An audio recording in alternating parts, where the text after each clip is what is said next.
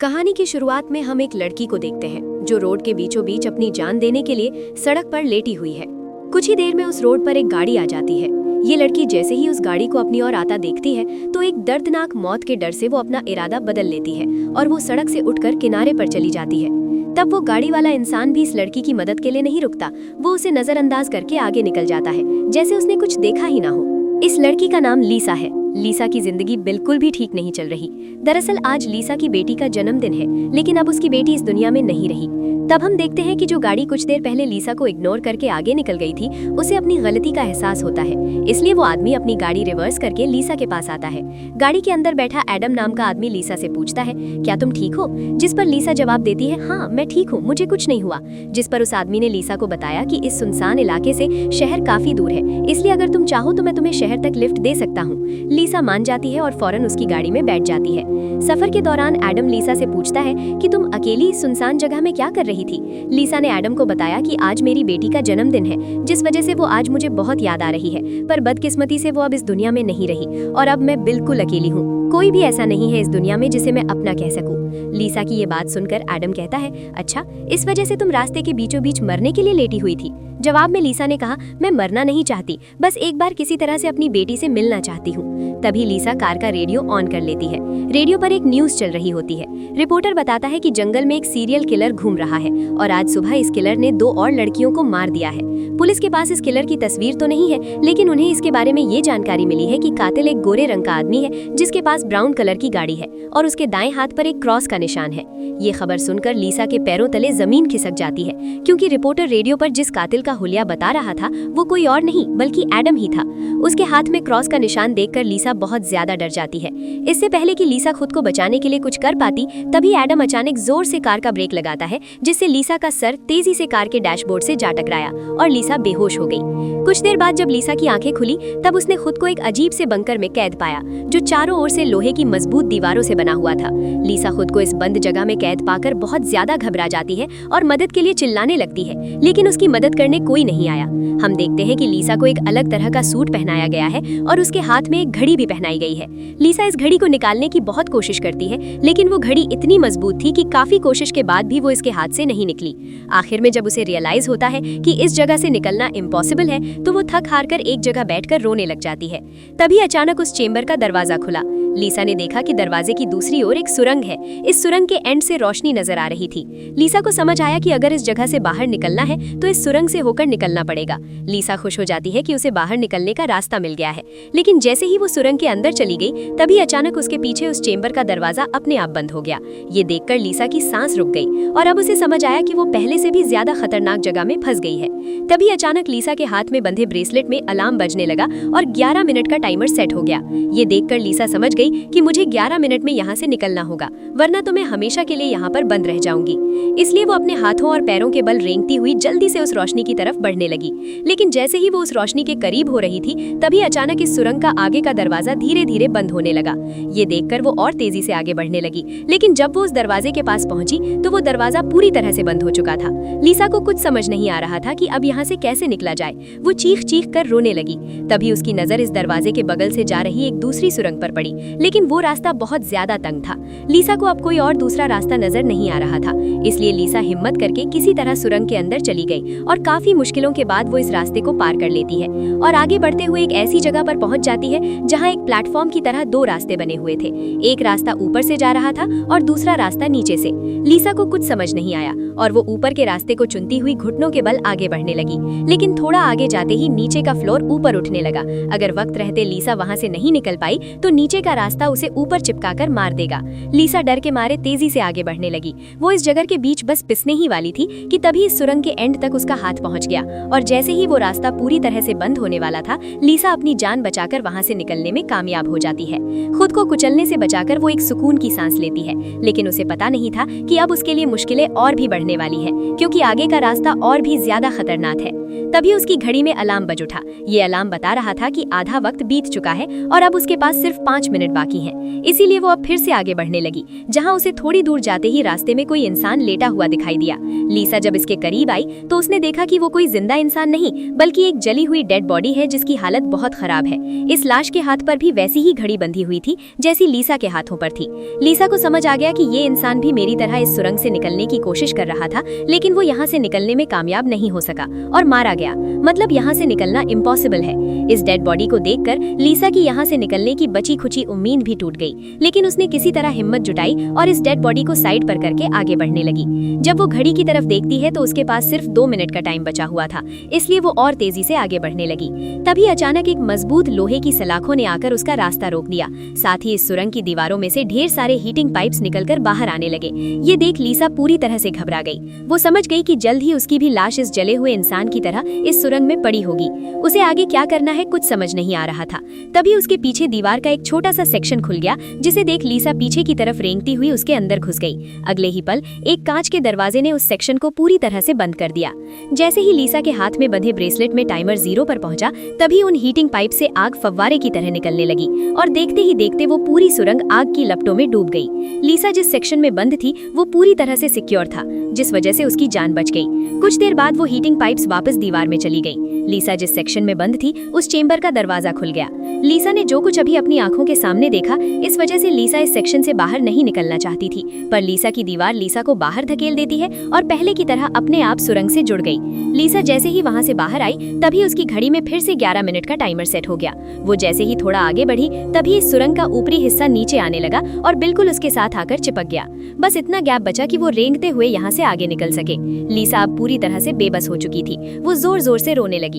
जब उसने घड़ी की तरफ देखा तो वहाँ उसका टाइम खत्म हो रहा था, जिसका मतलब था कि अब से ठीक 11 मिनट बाद फिर से इस सुरंग में आग का सैलाब आएगा और लीसा को राख कर देगा। वो सोचती है कि इतनी बुरी मौत मरने से अच्छा है कि क्यों ना वो एक बार फिर से यहाँ से निकलने की कोशिश करे। इसलिए वो फिर से हिम्मत करके अपनी जान बचाने के लिए पीठ के बल अपने हाथों के सहारे रेंगते हुए आगे बढ़ने लगी। थोड़ी दूर ऐसे ही रेंगते हुए जाने के बाद वो सुरंग खत्म हो गई और आगे पानी का एक टैंक आ गया। लीसा बहुत ज्यादा थक गई थी और प्यास ने उसका बुरा हाल कर दिया था। वो इसी तरह लेटे हुए हाथों की मदद से पानी पीकर अपनी प्यास बुझा लेती है। जब उसने अपनी घड़ी की तरफ देखा तो अब सिर्फ 8 मिनट रह गए थे। अब पानी के अलावा उसे कोई और दूसरा रास्ता नहीं दिखा, इसलिए वो एक लंबा सांस लेते हुए पानी में ही उतर गई। पानी में उतरने के बाद टैंक काफी बड़ा था। अब उसे समझ नहीं आ रहा था कि किस तरफ जाना है। वो यहाँ वहाँ पानी में निकलने का रास्ता ढूंढने लगी, मगर उसे कोई भी निकलने का रास्ता नहीं मिला। दूसरी तरफ जहाँ से वो इस टैंक में उतरी थी वो रास्ता भी बंद हो चुका था। अब उसकी सांस भी खत्म होने लगी थी। तभी टैंक में से ऊपर की तरफ एक दरवाजा खुल गया। लीसा जल्दी से उस दरवाजे से होते हुए ऊपर निकल आई। बाहर निकलते ही उसने जोर जोर से सांसें ली और आगे का रास्ता तय करने लगी। लेकिन लीसा बहुत ज्यादा थक चुकी थी। आगे बढ़ना उसके लिए बहुत मुश्किल हो रहा था और कुछ ही देर में भारी थकान की वजह से लीसा की बीच रास्ते में ही आंख लग गई। लेकिन तभी लीसा के कानों में किसी के चीखने की आवाज गूंज उठी। वहाँ और भी कोई था जो मदद के लिए पुकार रहा था। उसकी आवाज सुनकर लीसा के अंदर बचने की एक उम्मीद जाग उठी, इसलिए वो जल्दी से उस आवाज का पीछा करने लगी। अचानक एक जगह उसके ठीक नीचे एक दरवाजा खुला, जिसके अंदर उबलता हुआ तेजाब था। लीसा इस तेजाब में गिरने से बाल बाल बची। वो तेजाब इतना खतरनाक था कि एक मजबूत लोहे को भी कुछ सेकंड में पिघला देता। लीसा जल्दी से अपने कपड़े का एक टुकड़ा काटती है और उसे टेस्ट करने के लिए तेजाब में डुबोती है। कपड़ा कुछ ही सेकंड में काली राख में बदल जाता है। ये देखकर वो बहुत ही संभल कर आगे बढ़ती है। वो अपने हाथों और पैरों को उस गड्ढे के किनारों पर रखकर उस जगह को पार करने ही वाली थी कि तभी उसका घुटना तेजाब में लग जाता है, जिससे लीसा दर्द से चीख पड़ी। खुशकिस्मती से उसके सूट की वजह से उसका घुटना गलने से बच गया, लेकिन उसके घुटने पर एक गहरा जख्म बन गया था। अच्छी बात ये थी कि अब वो मदद की आवाज काफी करीब से आ रही थी। लीसा अपना दर्द भूलकर फिर से उस आवाज का पीछा करने लगी और आखिरकार वो एक लोहे की ग्रिड के पास जा पहुंची। उससे कुछ दूरी पर एक और ग्रिड थी, जिसके पीछे एक आदमी था। उस आदमी ने भी लीसा की तरह हाथ में घड़ी और सूट पहना था। लीसा उससे कहती है कि देखो, मेरी बात सुनो, हम दोनों यहाँ पर फंसे हुए हैं। अगर हम एक दूसरे की मदद करें तो यहाँ से निकल सकते हैं। लेकिन वो आदमी काफी लंबे समय से इस सुरंग में फंसने की वजह से उसकी दिमागी हालत खराब हो चुकी थी। कभी लीसा को गालियां देने लगता तो कभी सॉरी करने लग जाता। वो कहता है कि ये लोग जल्द ही वापस आएंगे और हम दोनों को मार देंगे। ये कहकर वो पागल जोर जोर से हंसने लगा। तभी लीसा देखती है कि उसके हाथ में बंधी घड़ी में 60 सेकंड की काउंटिंग शुरू हो गई है। वो हीटिंग पाइप्स दोबारा दीवारों से बाहर निकल आए और इस बार बचने के लिए जो सेक्शन था वो लीसा और उस आदमी के बीचों बीच खुलता है, जिसमें सिर्फ एक ही इंसान के छुपने के लिए जगह थी। अब या तो वो पागल आदमी बचेगा या फिर लीसा। अगले ही पल लीसा और उस पागल आदमी के आगे जो लोरी की ग्रिड थी वो हट गई। ये दोनों तेजी से उस चेंबर की तरफ भागने लगे और दोनों एक साथ चेंबर तक पहुंचे, जिसके बाद ये दोनों एक दूसरे को मारने लगे। इस बीच कभी लीसा उस पागल आदमी को चेंबर से बाहर निकाल देती तो कभी वो पागल आदमी लीसा को बाहर धकेल देता। लेकिन आखिर में जैसे ही वक्त खत्म होने वाला होता है, लीसा उस आदमी को लात मारकर चेंबर से बाहर कर देती है। वो आदमी लीसा को पैर से पकड़कर बाहर निकालने की कोशिश करता है। तभी 60 सेकंड खत्म हो गए और उस चेंबर के शीशे के दरवाजे ने उस आदमी का हाथ काट दिया। दर्द से वो आदमी चीख उठा। तभी लीसा की नजर उस आदमी के हाथ पर पड़ी जिस पर क्रॉस का टैटू बना हुआ था। इस टैटू को देखकर लीसा समझ जाती है कि ये आदमी कोई और नहीं बल्कि उसे कार में बेहोश करने वाला सीरियल किलर एडम है। अब लीसा की सारी कंफ्यूजन दूर हो गई। पहले लीसा को लग रहा था कि एडम ने उसे यहाँ कैद करके रखा है, लेकिन उसकी ये सोच गलत थी, क्योंकि एडम बेचारा तो अब खुद मौत के मुंह में था। इतने में ही लीसा की घड़ी पर 11 मिनट का वक्त पूरा हो गया और इन हीटिंग पाइप से निकलती तेज आग ने कुछ ही सेकंड्स में एडम को राख में बदल दिया। अपनी आंखों से एडम की इतनी भयानक मौत देखकर लीसा डर के मारे कांपने लगी। कुछ देर बाद सेक्शन के अंदर एक छोटी सुरंग में से एक रोबोट आता है। ये एक बहुत ही भयानक सा स्कल यानी खोपड़ी था। ये रोबोट लीसा को कोई नुकसान नहीं पहुंचाता, बल्कि उसके तेजाब से जले हुए घुटने को ठीक कर देता है। लीसा ने उससे पूछा कि वो कौन है और उसे यहाँ क्यों लेकर आया है। जवाब में उस रोबोट के मुंह से एक टूल निकलता है और वो टूल लीसा के सूट के साथ कनेक्ट हो जाता है। इस टूल की मदद से लीसा को फ्लैशबैक की सारी बातें याद आने लगती हैं, जब वो कार में एडम के साथ थी और उसे एडम की सच्चाई का पता चलने पर एडम की उसके साथ झड़प हो गई थी। इसी दौरान एडम ने लीसा पर चाकू से सीने पर वार किया और कार से बाहर फेंक दिया था। इसी पल लीसा को आसमान से उसकी ओर आती एक सफेद रोशनी दिखाई दी थी, जिसके बाद लीसा वापस प्रेजेंट में आती है। लीसा को अब एक बात समझ आ जाती है कि इन एलियंस ने ही दरिंदे एडम से उसकी जान बचाई थी और उसे यहाँ लाए थे, लेकिन वो उसे यहाँ क्यों लाए थे ये बताए बिना ही वो रोबोट वहाँ से चला गया। लीसा ये भी समझ जाती है कि ये लोग जो भी हैं वो उसे मारना नहीं चाहते, बस उसे इस गेम को पार करना होगा, तभी वो यहाँ से निकल पाएगी। लीसा अब आगे का रास्ता तय करने इस चेंबर से बाहर आ गई। एडम का कटा हुआ हाथ भी वहाँ पर पड़ा हुआ था। इसी समय लीसा को उस कटे हाथ पर टाइमर के नीचे कुछ सिंबल्स दिखाई दिए। लीसा इन सिंबल्स का मतलब समझने की कोशिश कर ही रही थी कि तभी एक घूमता हुआ पंखा उसकी ओर आने लगा। उसे देख लीसा अपनी जान बचाने के लिए पीछे हटने लगी और उससे बाल बाल बचती हुई एक छेद से ऊपर की सुरंग में चली गई। तभी अचानक उसे सुरंग के ऊपर से किसी के चलने की आवाज सुनाई दी। वो आवाज एक जगह पर जाकर रुक गई। उस जगह पर सुरंग का ढक्कन खुला और उसमें से एक भयानक सा क्रिएचर उतरा, जो देखने में तो इंसान था लेकिन जानवरों की तरह घूर रहा था।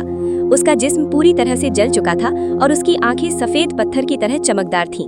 तभी लीसा की नजर उसके कटे हुए हाथ पर गई। उसका कटा हुआ हाथ देखकर लीसा समझ गई कि वो कोई और नहीं बल्कि एडम है, जो जलने के बाद एक राक्षस में बदल गया था। अब वो लीसा को मारना चाहता था। एडम की आंखें जल गई थीं, इस वजह से वो लीसा को देख तो नहीं सकता था, पर वो सुन सकता था। लीसा चुपचाप आहिस्ते आहिस्ते आगे बढ़ने लगती है। तभी उसकी घड़ी के फर्श पर टकराने से एक हल्की सी आवाज गूंज उठी, जिससे एडम को उसकी भनक लग गई और तेजी से लीसा को मारने के लिए उसके पीछे आने लगा। लीसा उसके हाथ लगने ही वाली थी कि तभी लीसा एक पतली सुरंग से उस पार चली गई। एडम को कुछ नजर न आने की वजह से वो इस जगह को पार नहीं कर पाया। लीसा उस सुरंग से आगे बढ़ती हुई एक ऐसी जगह पर पहुंची जहां उसके पास आगे जाने के लिए 2 रास्ते थे। लीसा को कुछ समझ नहीं आ रहा था कि किस रास्ते को चुनना चाहिए। वो बहुत सोचने के बाद जब उसे कुछ समझ नहीं आता तो वो एक अंदाजे से लेफ्ट वाली सुरंग में घुस जाती है। सुरंग के बाहर एक कमरा था जिसकी चारों ओर कांच की दीवारें थीं। इन दीवारों पर लीसा को उसके पैदा होने से लेकर अपनी बेटी को जन्म देने तक की सारी यादें दिखाई दे रही थीं। वहां लीसा ने ये भी देखा कि किस तरह उसकी लापरवाही की वजह से उसकी बेटी की जान चली गई। लीसा अपनी बेटी को याद करके बहुत रोने लगती है। तभी उसने देखा कि ऊपर छत से एडम फिर से उसके पीछे आ रहा है, लेकिन लीसा अपनी जान छुड़ाकर एक दूसरी सुरंग में पहुंच जाती है, जहां उसने कुछ ऐसा देखा जिससे उसकी खुशी का ठिकाना नहीं रहा। उसने देखा देखा कि उस सुरंग के खत्म होने पर बाहर नीला आसमान चमक रहा है। अपनी आजादी को इतने करीब से देखकर लीसा में दोबारा हिम्मत आ गई, लेकिन इस सुरंग को पार करने के लिए उसे एक कंटीले रास्ते से होकर गुजरना पड़ेगा। अब सिर्फ 60 सेकंड का टाइम बचा हुआ था। अगले ही पल हीटिंग पाइप्स भी दीवार से बाहर निकल आए, जो 60 सेकंड्स खत्म होते ही इस जगह को आग से भरने वाले थे। लीसा बिना टाइम जाया किए उन कंटीले तारों के नीचे से जाने लगी, जिससे वो कंटीले तार उसकी बॉडी में घुसकर लीसा की पीठ बुरी तरह से काट देते। लीसा बहुत ज्यादा तकलीफ में थी और उसके पीठ से बहुत ज्यादा खून निकलने लगा, लेकिन लीसा खुद की परवाह किए बिना धीरे धीरे आसमान की तरफ बढ़ने लगी। तभी पीछे सुरंग में चेंबर खुला, जिसमें एडम झट से जाकर छिप गया। अब कुछ ही देर में आग का सैलाब आने वाला था। खून से लथपथ लीसा बाहर निकलने की कोशिश में थी, लेकिन बहुत ज्यादा खून बहने की वजह से अब आगे बढ़ना उसके लिए मुश्किल हो रहा था। उसकी आंखें धुंधली हो रही थीं। तभी 60 सेकंड्स खत्म हो गए और अगले ही पल वहां आग बरसनी शुरू हुई। इससे पहले कि वो आग का सैलाब लीसा को भी अपनी चपेट में लेता, लीसा के ठीक नीचे एक दरवार खुला और वो नीचे एक चेंबर में जा गिरी और बेहोश हो गई। थोड़ी देर बाद जब लीसा की आंख खुली तो उसने देखा कि वो फिर से उसी जगह पर आ गई है जहां से उसने बढ़ना शुरू किया था। यानी अब तक उसने जितनी भी मेहनत की यहाँ से निकलने की, वो सारी जाया चली गई। ये देखकर लीसा पूरी तरह से टूट चुकी थी। तभी वो रोबोट उसकी मरहम पट्टी के लिए दोबारा आ जाता है। लीसा ने उसे मरहम पट्टी करने से रोका, क्योंकि वो दोबारा ये सब दोहराने के लिए तैयार नहीं थी। उसने रोबोट से कहा कि वो अब सिर्फ मरना चाहती है। उस रोबोट ने लीसा की बात मान ली और उसके मुंह से एक इंजेक्शन निकलकर लीसा के जिस्म की तरफ बढ़ने लगा। तभी लीसा को एडम के हाथ पर बने निशान याद आ गए। वो समझ गई कि जरूर वो निशान यहाँ से बाहर निकलने का रास्ता बताते हैं। इसलिए उसने अपने खून से दीवार पर एडम के हाथ पर बने निशान बनाने लगी, जिसे काफी गौर से देखने के बाद लीसा को पता लगा कि ये तो एरो है जो यहाँ से निकलने की डायरेक्शन बताते हैं। जैसे कि पहला एरो लेफ्ट साइड की तरफ मुड़ा हुआ था, जिसका मतलब रास्ते में आने वाली पहली 2 सुरंगों में से उसे लेफ्ट साइड वाली सुरंग के अंदर जाना है। दूसरे नंबर का एरो राइट साइड की ओर मुड़ा हुआ था, यानी पहली सुरंग को पार करने के बाद जब फिर से एक साथ 2 सुरंगें आएंगी, तब राइट साइड वाली सुरंग के अंदर जाना है। उसे लगा कि जरूर मेरे हाथ की घड़ी के नीचे भी इसी तरह के सिंबल्स बने होंगे जो यहाँ से बाहर निकलने की डायरेक्शन बताते हैं। ये समझते ही लीसा ने उस रोबोट से उसके जख्मों को ठीक करने को कहा। जख्मों की मरहम पट्टी होते ही वो एक नई उम्मीद के साथ फिर से उन टनल्स में निकल पड़ी। लीसा पहले भी इन टनल से गुजर चुकी थी, इसलिए वो बड़ी आसानी से इन टनल्स को पार करते हुए आगे बढ़ने लगी और उस तेजाब से भरे गड्ढे के पास जाकर रुक गई। वहाँ उसने अपनी घड़ी को तेजाब में जलाकर उसे अपनी कलाई से अलग किया। उसकी कलाई पर भी ठीक वैसे ही सिंबल्स थे जैसे एडम के हाथ पर थे, बस उनमें थोड़ी बहुत चेंजिंग थी। लीसा इस जली हुई घड़ी को अपने हाथों में लिए हुए आगे बढ़ने लगी और उस जगह पर पहुंच गई जहां उसने पहली बार इन 2 टनल्स में से लेफ्ट वाले टनल को चुना था। लेकिन सिंबल्स के मुताबिक सही सुरंग राइट वाली है। वो जल्दी से राइट वाली सुरंग में चली गई, जहां आगे जाकर उसे 2 और सुरंगें मिली जिनमें सही सुरंग लेफ्ट वाली थी। इसी तरह लीसा अपने हाथ पर बने निशान की मदद से हर बार सही रास्ता चुनकर आगे बढ़ रही थी। लेकिन तभी एक बार फिर से एडम उसके पीछे पड़ गया।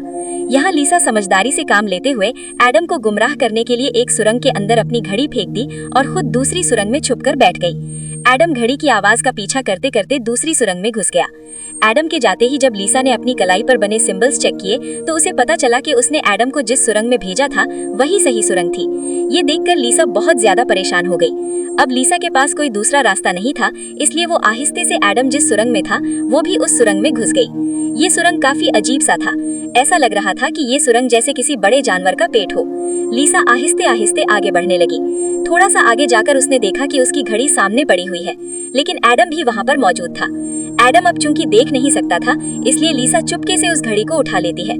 तभी घड़ी में 60 अलार्म बजने लगा, जिसकी आवाज से एडम को लीसा की भनक लग गई। वो दोबारा लीसा का पीछा करने लगा। इससे बचने के लिए लीसा जिस रास्ते से आई थी उसी रास्ते से वापस भागने लगी। उस वक्त लीसा की घड़ी में 60 सेकंड्स की काउंटिंग शुरू हो चुकी थी और सुरंग से हीटिंग पाइप्स भी निकल आए थे। साथ ही सुरंग में बचाव चेंबर भी खुल चुका था। लीसा जल्दी से उस चेंबर में जाकर छुप गई। एडम भी वहाँ तक पहुँच जाता है, लेकिन अब काफी देर हो चुकी थी क्योंकि उस चेंबर को शीशे के दरवाजे ने बंद कर दिया था। यहाँ लीसा एडम को चिढ़ाने के लिए उसे मिडिल फिंगर दिखाती है, पर बदकिस्मती से इस बार आग बरसाने वाले हीटिंग ट्यूब्स आग बरसाए बिना ही अंदर चले गए, जिसके बाद चेंबर का दरवाजा भी खुल गया और अगले ही पल एडम लीसा पर टूट पड़ा। लीसा भी खुद को बचाने के लिए एडम से लड़ पड़ी और उस शैतान के सर को अपने पैरों से दबाने लगी। पीछे से चेंबर की दीवार भी लीसा को आगे की तरफ धकेलने लगी, जिससे उस शैतान एडम का सर कुचल गया और फाइनली लीसा को एडम से छुटकारा मिल गया। लीसा अब अपने रास्ते पर आगे बढ़ने लगी, जहाँ आगे चलकर उसे वापस 2 रास्ते मिले। उसकी कलाई पर बने सिंबल्स के मुताबिक उसे राइट वाले सुरंग से जाना था और ये उस भूल भलैया की आखिरी सुरंग थी। लेकिन तभी लेफ्ट वाली सुरंग से एक लड़की बाहर निकल आई। इसे देख लीसा की आंखें खुली की खुली रह गई और वो रोने लगी, क्योंकि ये लड़की कोई और नहीं बल्कि उसकी बेटी नीना थी। नीना के मरने के बाद से लीसा ने जीना ही छोड़ दिया था। इसकी बस यही एक ख्वाहिश थी कि वो किसी तरह नीना से मिल पाए, और आखिरकार आज उसकी ये ख्वाहिश भी पूरी हो गई। नीना ने अपनी माँ लीसा से कहा कि अब दोबारा मुझे फिर से अकेला मत छोड़ना, जिस पर लीसा ने जवाब दिया, नहीं बेटा,